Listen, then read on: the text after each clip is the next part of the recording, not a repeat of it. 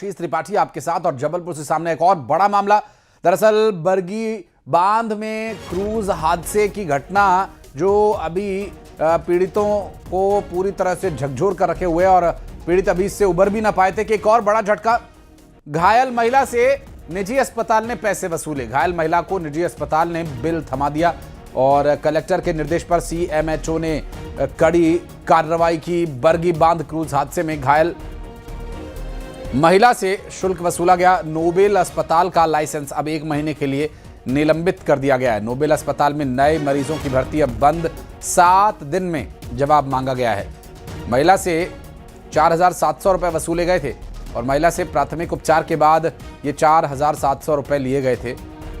इतना बड़ा हादसा जिसके बाद जो घायल है वो एक तरह के सदमे में है और उसके बावजूद हॉस्पिटल जिस तरह से बिल वसूला, इस पर अब कई तरह के सवाल उठ रहे हैं। बात करेंगे हमारे सहयोगी श्रीवास चौधरी इस वक्त हमारे साथ जुड़ गए। श्रीवास, अभी तो जो घायल हैं या जो पीड़ित परिवार के लोग हैं वो इस सदमे से उबर भी नहीं पा रहे हैं। ऐसे में ये बिल वसूली का मामला एक और बड़ी लापरवाही। जी बिल्कुल, आपको बताना चाहूंगा ये बहुत ही गंभीर मामला है। जैसे कि आपदा में अवसर तलाशने वाली बात हो जाती है। देखिए, बताइए कि 30 जो अप्रैल है उस दिन देर शाम दुखद घटना हुई थी जब बरगी में क्रूज डूबने से उसमें 13 लोगों की मौत हो जाती है। वहीं 28 लोगों को जीवित बचा लिया गया था, जिसमें एक सविता शर्मा भी थी। तो आसपास जब देर शाम को जब उनको रेस्क्यू करके बाहर निकाला गया और गौर तिराहा स्थित एक नोबल मल्टी स्पेशलिस्ट हॉस्पिटल है वहां पे उनको एडमिट कराया गया था।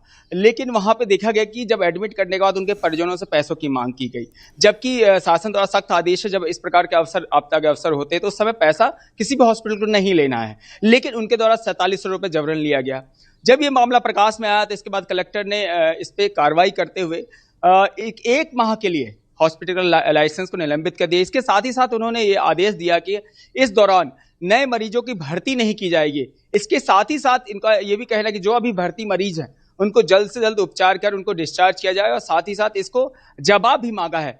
वहीं जब ये मामला संज्ञान में आया तो सीएमएचओ ने इसको ये आदेश जारी किया कलेक्टर के आदेश के बाद। हालांकि अभी जो जिस प्रकार से ये घटनाएं हो रही, जैसे दुखद घटना है, उसके बाद शासन ने लगातार ये निर्देश दिए थे कि इस प्रकार किसी प्रकार कोई भी त्रुटि ना हो। लेकिन इसके बावजूद ये देखा जा रहा है कि आपदा में अवसर तलाशने वाली घटना प्रकाश में आई, क्योंकि इतना गंभीर मामला, क्योंकि उस समय लोगों को जीवन बचाना ही बहुत जरूरी था। उसके बावजूद जो पास का हॉस्पिटल मतलब मरगी से गौर तिराहा पास पड़ता है तो वहां पे एडमिट किया गया और उनके प्रशासक द्वारा इस प्रकार से पैसे की मांग करना कहीं ना कहीं ये गंभीर मामला सामने आता है। हालांकि प्रशासनिक अधिकारी ने इसको संज्ञान में लिया और इस मामले में जो पीड़ित परिवार है उनको पैसा भी वापस करवाया गया। इसी के साथ ही साथ बड़ी कार्रवाई करते हुए लाइसेंस को निलंबित भी किया गया। साथ ही साथ नए भर्ती मरीजों को एडमिशन देने पे भी रोक लगा दी है। वहीं इनको 7 दिन के भीतर इनको जवाब भी इस मामले को देना होगा। तो इस तरह प्रशासनिक अधिकारी ने बड़ी कार्रवाई इस मामले को लेकर की है।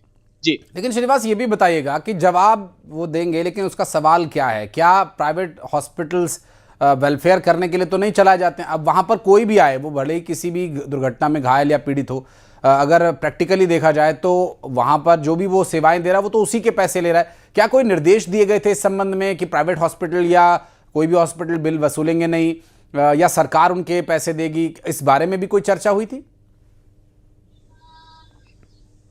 जी, आपको बता दूं, जब ये हादसा हुआ था उस समय सबसे प्रथम ये था कि रेस्क्यू करना और साथ ही जो जिनको जीवित बचाया गया है, घायल है, उनका समुचित इलाज करना। ये 2 काम प्रथम किया गया था, जिसमें तहत सरकार ने, जैसे कि राज्य सरकार का सीएम का भी आदेश आ गया था। इसके साथ साथ जो पीडब्ल्यूडी मंत्री उनका भी कहना था कि जो भी घायल है उनका समुचित इलाज सरकार द्वारा कराया जाएगा।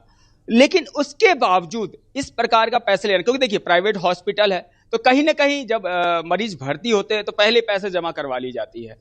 लेकिन उस जगह जब देखा गया, उनको पता था कि भाई बरगी में ये इस प्रकार का हादसा, क्रूज हादसा हुआ उसके हैं, तो कहीं ना कहीं संवेदनशीलता भी हॉस्पिटल को, प्रशासन को प्रकट करना चाहिए। क्योंकि देखिए जिस प्रकार से प्रथम देश से आए, उनकी पहले प्रथम होता मरीजों की जान बचाना, ये ना कि उनसे पैसे का वसूली करना, बिल थमा देना और पैसा वसूल करना। और सोचिए, सिर्फ टिटनेस और एक पेन किलर लगाया गया था मात्र, उसका 4700 रुपये वसूला गया। तो देखिए कितना असंवेदनशील ये चीजें हॉस्पिटल का प्रबंधन का सामने आया कि सिर्फ पेन किलर और सिर्फ और एक टिटनेस का इंजेक्शन का उन्होंने 4700 रुपये लिया था। देखिए किस प्रकार से इस प्रकार से लापरवाही बरती गई थी यहाँ पे।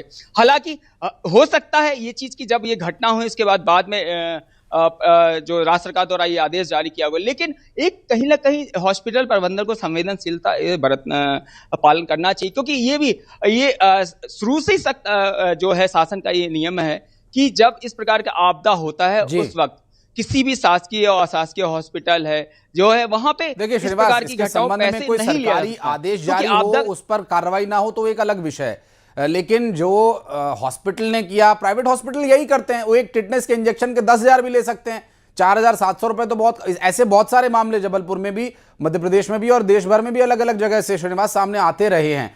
लेकिन सवाल यह है कि क्या सरकारी अस्पताल नहीं ले जाया जा सकता था मरीज को? क्या रेस्क्यू ऑपरेशन के बाद प्राइवेट हॉस्पिटल अगर भेजा गया तो उसके संबंध में पहले कोई अस्पताल को पूर्व सूचना दी जानी चाहिए थी? आप इस बारे में भी पता लगाइएगा कि क्या कोई ऐसा ऑर्डर प्राइवेट हॉस्पिटल को था जिसके बावजूद उन्होंने अगर बिल वसूला तो स्वाभाविक है यहां पर उन पर कार्रवाई बनती है। लेकिन प्राइवेट हॉस्पिटल तो पैसा कमाने के लिए खोले गए और पूरे देश में हर जगह गली मोहल्ले में खुले हुए हैं और जबरदस्त कमाई भी कर रहे हैं, क्योंकि सरकारी अस्पतालों का आलम सभी को मालूम है। बहुत शुक्रिया आपका इस पूरे मामले पर जानकारी देने के लिए। और भोपाल में आज मोहन कैबिनेट की एक बड़ी बैठक होनी है जिसमें किसानों को लेकर एक बड़ा फैसला हो सकता है। सरकार दलहन की खेती करने वाले किसानों को बड़ी सौगात दे सकती है। कैबिनेट की बैठक में दलहन की फसल पर बोनस दिए जाने को मंजूरी मिल सकती है, तो वहीं प्रदेश में 5 नई दाल मिल्स की स्थापना की मंजूरी दे दी गई है। इसके साथ ही कई महत्वपूर्ण प्रस्तावों को भी मंजूरी दी जा सकती है।